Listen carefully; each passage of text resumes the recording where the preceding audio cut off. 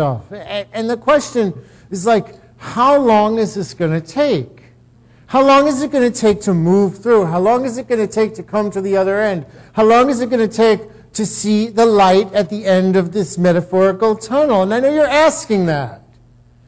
So the same question was asked, some 35 years ago, 45 years ago actually, is I know you're asking how long it will take. And I've come to you this afternoon, however difficult the moment, however frustrating the hour, it will not take long, because truth crushed to the earth will rise again. Truth crushed to the earth will always rise again. The seed that falls will always sprout when it falls on good ground. Our mind, our consciousness, our heart, our attitude, this is the ground that seeds fall on all the time. How long is it going to take? I'm here to tell you, not long, because no lie can live forever. Not long, because we shall always reap what we sow. How long? Not long, because the arc of the moral universe always bends toward justice. Those words may be familiar to some of you because Dr. Martin Luther King spoke those words in 1965 at the state capitol in Alabama. And did you know that Dr. King echoed a 19th century Unitarian minister called Theodore Parker when he spoke about the arc of the moral universe? Dr. King read and was a very well-read man. We know that. But here's a Unitarian sermon from 1853 from Reverend Theodore Parker about justice and conscience. And what Reverend Parker says is, I do not pretend to understand the moral universe, but the arc is a long one. My eye only reaches a little way. Too often when we pray, when we go into our spirit self, when we invoke God, we must remember that our physical eye does not see the whole picture, and that it only reaches to whatever we need to see for this day, this moment, and the decision that lies before us. Reverend Parker goes on, he goes, I cannot calculate the curve and compete the figure with the experience of my sight, my physical sight. Prayer is a spiritual insight. Healing is a spiritual declaration. Decisions that we make in the physical are never limited by what we can think of spiritually. They're only limited by our own mind. We all know the artist, the singer, the dancer, the sculptor, the painter. They create an image that does not exist. It does not exist to you or I, because if I walked in and saw the clean slate, it would look like a white, portrait with nothing on it. But in the mind of the painter, the picture is already there once they pick up the brush. And what Dr. Parker says is, yes, there's an arc when we go through stuff. But he says that God, as we understand God, will always bend toward justice. It doesn't break toward justice. It doesn't trip toward justice. The arc of the moral universe is long, but it will always bend in our favor when that's the thought and the positive idea and the prayer and the work and the education and the affirmations and the actions that we take all combined. And so I think about my own journey and my own story, and many of you know it, that 6 years ago I came here, and I came here, and we together, Unity of Hollywood and myself, and the search committee that hired me, we made an agreement with God, an agreement with the church, an agreement with the universe, and there was a vision. And ultimately, as the senior minister, I report, so to speak, to God. Like this morning, God told me I needed to welcome everybody in the lobby. God spoke to me and said, just thank and welcome the people. Let them open the doors and see you here this morning. And a lot of times, ministry isn't easy because we're drawn to the physical and we're tied to the physical, and we look at profit and loss statements, or we have to open the mail and read the letters just like you do. But we're drawn from a source that's much deeper and much more profound that you can't see. It's like beyond the arc of physical sight. And that is why we come to church, I think, because we all recognize there's something greater than the bottom line that we see today. There's something greater than the valley of the shadow of death that we seem to be walking through, some of us today. And so there was a vision here in this church, and this church has been here for 50 years. And the vision that I was invited to take part in fact, the vision that was spoken to me by all the members, and I had an interview, and I had a search process, and I had 2.5 hours of questioning, and I had a potluck in there with all the members, and I had a tryout talk here on Sunday, and then I had to teach a Bible study class, and I taught that and got to meet a bunch of other members. And then one person was out of the country, and they said, Rev, come and teach a second Bible study class. So I came up with another class to teach, you know. And the vision was great services with great music. Great services with great music. When 40 people got together on the week that I was hired, everybody got listed all the areas that they wanted the new minister to work at. And there were like 60 things. And I was like, okay, can we narrow them down to 2 or 3? All right, 60, I don't know, 2 or 3. And then now everyone got these little dots. And they had to go and put their 2 dots next to the 2 most important things for the new minister to work on. And everybody, 40 people, put a dot next to music. The rest was all divided up, but everybody agreed. And if you remember, and you've been with us for 6 years, we got that drum set, and we had no drummer. We had no drummer. The drums sat there for a year. And then a drummer showed up and volunteered for 6 months. And the drummer showed up because the drums were there, and the vision was there. But after a while, my first month, the drums were there. And then my second month, and then we went into spring, summer. Now in 9 months, a baby could have been made. And we didn't still have the drummer. Now I'm starting to be like, okay, God, now I'm feeling a little foolish here. And I actually started to take drum lessons myself because I thought, if all else fails, I'm going to get up there one day and at least do a backbeat to show them that the drums actually do make a sound. They're not like a vase, you know what I mean? And so, but thankfully, it's a matter of, like I say, there was a drummer there. Churches don't get free drummers. Professional musicians deserve to be paid. Professional photographers deserve to be paid. Professional artists deserve to be paid. Professional singers deserve to be paid, right? But we actually, the ark, it took a while. But what landed was somebody that came and volunteered for 6 months. And then we started to pay him a fair, compensation for every Sunday. And we've paid our musicians since then. And so it's the vision was held out. But it was a test. The vision included great services. Great services. The vision included great messages, great prayer. The vision of this church included buying that building next door. And that building came for sale in the 80s, and they didn't buy it. And the building came for sale, I think it was 2001, and the church didn't buy it. But in my second year of ministry, they tell you never buy property in your first 3 years of ministry. The whole church, the building came for sale, the whole church came together, and in 22 minutes, they gave $33,000, which was over 10%. It was 10% plus the closing costs.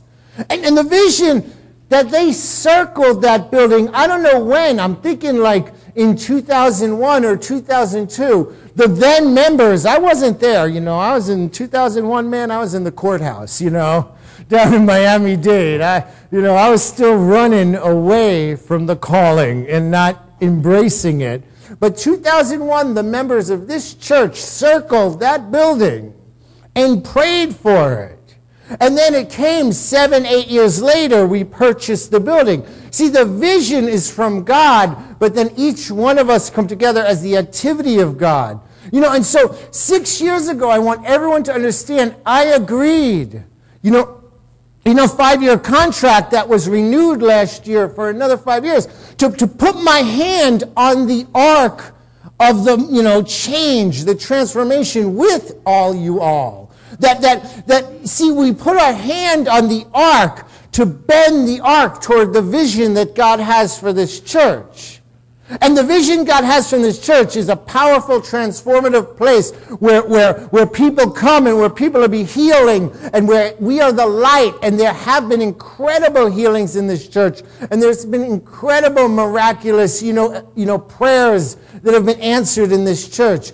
And so I agreed to come and be a part of all of us and bend that arc toward the vision. And it's been a 6-year journey. Some days it's been a roller coaster ride. Some days it's been like, a water slide. Some days you never know what you're going to wake up to in ministry. Did you ever live like that? Did you ever live a life you never know what you're going to wake up to? And the thing about the arc of the moral universe and the thing about its application to our lives is the arc doesn't bend all by itself. It doesn't bend on its own. We don't have a civil rights bill and equality in this country because the arc bent all on itself. Women don't have rights in this country because all the men got together and said, it's probably moral and right to just give them rights. No. There was a lot of people put their hand on the ark of equality. And it's not like that for women around the world. And I always like to point out that African American men in this country got the right to vote in 1865, but all you women didn't have the right to vote for another 60 years later. No woman voted in this country till 1921. And so it seems like, it's always been fair and we've always been this country based on equality. No, we're still struggling today. The arc is still bending, but it does not bend on its own. A prayer request and then taking no action or not moving our feet doesn't bend the arc of the vision for the church. If you have a vision for healing, you can put in the prayer for the prayer request, but then there's some physical things you need to do. Cooperate with the doctor. If the doctor assigns a diet, it says eat this, and don't eat this. You can pray all you want, but if you're violating the doctor's mandate, that doctor is just as much as the activity of God is as that prayer is. So it's about cooperating with the ark. See, it bends because all of us together are willing in our own way to put our hand on the ark and bend it in the direction of the vision. That's why prayer is powerful, because all of us become still. And I bring into everybody's mind, what is your prayer? What is your vision? Is it healing? Is it finances? Is it harmony? Is it a relationship? Is it freedom? Is it forgiveness? Whatever it is, we have a room full of people for that moment in time, stopping and just breathing life into that prayer. And when you leave here today, you could know 100 people prayed for you. They don't need to know the specifics because God knows the prayer, and that's all that matters. But what matters is we were surrounded by an energy that says, yes, God, yes. We were surrounded by an arc that bends toward healing, that bends toward transformation, that bends toward growth, that bends toward abundance. These are all the qualities that God is. God in our life is what? Faith. God in our life is strength. God in our life is power. God in our life is peace and joy and harmony and love. And all of these qualities, when we feel them, we're actually feeling the activity of God in our life. And this is what God said a long time ago to another man who is also called to lift the people up to a vision and bend the ark that was going in the wrong direction. The prophet is Isaiah. It's some 2,800 years ago. And God says, do you not remember the former things? Do not remember them. Do not consider the things of old. I am about to do a new thing. Now it springs forth. Do you not perceive it? Break that down. Don't remember the old things. When we're looking for a prayer and we're looking for a healing, don't even think about the sickness. When we're looking for abundance and we're looking for prosperity, don't think about lack and limitation. I don't care what yesterday had. Tim and I meet every Sunday, and Reverend Tim and I are like, every day is a new day in the church. And the challenge and the gift, see, it's a challenge and it's a gift, is not think about yesterday. Do not remember the former things. Don't consider things of old. Why? Because when we consider things that are old and we remember things that are old, we simply recreate the past over and over again. And how many of you have a past that's so wonderful and so glorious, you want the next 10 years to be a repeat of the last 10 years? Come on, stand up. Stand up. Who wants 10 more years of their last 10 years? There you go. All right now, you've spoken in the house of God. And so I'm about a new thing. Now it springs forth. Now here's the key. Do you not perceive it? Okay, think about perception. It's an activity of the mind, but it's also an activity of the heart. We can perceive something without knowing it. You ever perceive a breakthrough is around the corner, but not know what it is, and boom, you walked right into it, and it was a good thing. You ever perceive change is about to happen, but you can't really put it into words, and bam, it happens. And so what the prophet is saying, what God is saying, and what I'm saying today is the perception creates in our mind a willingness to break through, a willingness to break out, a willingness to embrace a new vision, a willingness to see ourselves through whatever the challenge appears to be holding us back. Because nothing holds us back unless we say, yes, you hold me back. Because then we're perceiving an obstacle and not a breakthrough. Either way, the obstacle may be in the way. But if I'm perceiving a breakthrough, spirit in me knocks the wall down, moves it to the left, moves it to the right, lifts it up, or I just walk through it. Because that's my perception. You are not an obstacle. You're a challenge for me to walk through. But if we look at it and we see a wall and our perception is there's no way around this, we behave the way that we've perceived and we've been trapped by the former things in our life. See, having a vision for our future that differs from our current circumstances is inspiring, it is exciting, it is wonderful, and it's scary. It's scary because it means we have to live in a new way with new decisions and a new attitude about our life. And every one of us are new Christian thought people. We believe in the Bible, but we don't believe it was here to beat us down. We believe in Christ, but we believe that he came as a rebel to lift people up out of limited ideas about God, where people were serving and God in a temple that was outside somewhere and begging and beseeching a God to try and give them some crumbs. That is not what we believe here. Our belief is that God is everywhere present, and every one of us is endowed with the power and the presence and the love of God. Our belief is God is not showing up in our fears or our doubts or the lack or the limitation. Our vision is to grow, to be the light, to shine this light. Our vision is that every one of us will walk into someone this week that needs the message we have, and will say, hey man, come to this church, check it out. They have a seat right next to me, and it's got your name on it. You know, and this vision, it always creates an inner tension. What is your vision? To prosper. That means you have to let go of all the power that we give lack.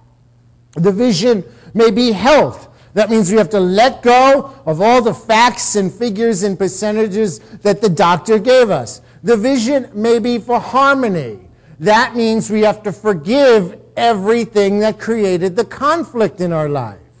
Because we cannot have harmony and the resentment at the same time. We cannot have abundance and money and miracles and prosperity when we're just expecting and perceiving lack everywhere we look.